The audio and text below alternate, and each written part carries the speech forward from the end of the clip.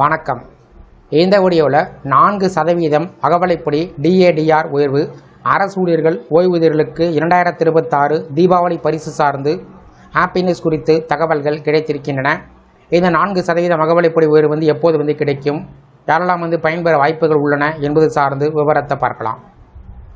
மத்திய அரசு ஊழியர்கள் ஓய்வூதியர்கள் நீண்ட நாட்களாக எதிர்பார்த்து வரக்கூடிய அகவலைப்படி உயர்வு சார்ந்து அதிகாரப்பூர்வ அறிவிப்பு இன்னும் வெளிவரவில்லை. ஜூலை மாதம் முடிவை எட்டியுள்ள நிலையில் புதிய அகவலைப்படி எப்போது அறிவிக்கப்படும் என்ற எதிர்பார்ப்பு அதிகரித்துள்ளன. இதனால் 50 லட்சம் மத்திய அரசு ஊழியர்கள், 65 லட்சத்திற்கும் அதிகமான ஓய்வூதியர்கள் அரசனுடைய அடுத்த முடிவை எதிர்பார்த்து காத்திருக்கிறார்கள்.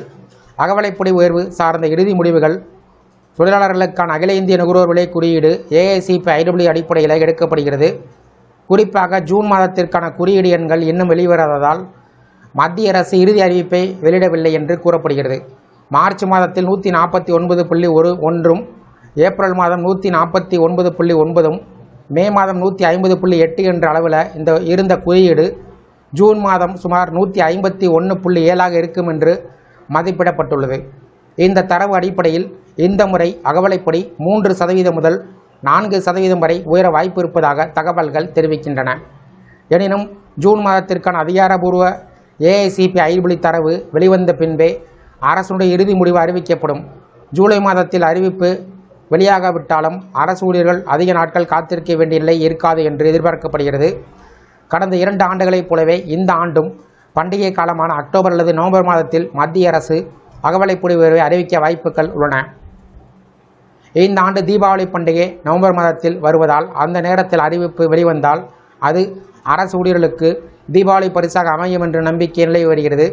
அகவலைப்படி உயர்வு என்பது மாத சம்பள உயர்வை மட்டுமில்லாமல் வருங்கால வைப்பு நிதி PF, ஓய்வூதியம், பணிக்கொடை மற்றும் பிற சலுகையிலும் நேரடி தாக்கத்தை ஏற்படுத்தும். தற்போது மத்திய அரசு ஊழியர்களுக்கான அகவலைப்படி 60% உள்ளது. அதற்கு முன்பு ஜனவரி 1 முதல் அமலுக்கு வரக்கூடிய வகையில் ஏப்ரல் மாதத்தில் 58%லிருந்து 60% உயர்த்தப்பட்டிருந்தது. 7வது ஊதியக்குழுவின் பரிந்துரையின் அடிப்படையில் 12 மாத சராசரி AICPIW குறியீடை அடிப்படையாக கொண்டு அகவலைப்படி கணக்கிடப்படுகிறது. ஆண்டுக்கு 2 முறை ஜனவரி மற்றும் ஜூலை மாதங்களுக்கு அகவலைப்படி திருத்தப்பட்டாலும் அதற்கான அதிகாரப்பூர்வ அறிவிப்புகள் பொதுவாக மார்ச் மற்றும் அக்டோபர் மாதத்தில் வெளிவரும்.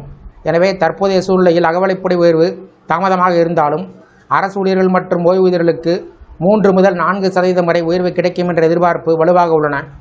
குறிப்பாக பண்டிகை காலத்தில் வெளிவரக்கூடிய அறிவிப்பு 1 கோடிக்கும் அதிகமான பயனாளர்களுக்கு மகிழ்ச்சியான தீபாவளி பரிசாக அமையும் என்ற நம்பிக்கை தற்போது நிலவி வருகிறது. இந்த வீடியோ குறித்த உங்களுடைய கருத்துக்களை கமெண்ட் செக்ஷனில் பதிவு பண்ணுங்கள். இந்த வீடியோ பிடிச்சிருந்தா வீடியோக்கு ஒரு லைக் பண்ணுங்கள். இந்த வீடியோவை உங்களுடைய நண்பர்கள், உறவினர்களுக்கும் ஷேர் பண்ணுங்கள். நன்றி.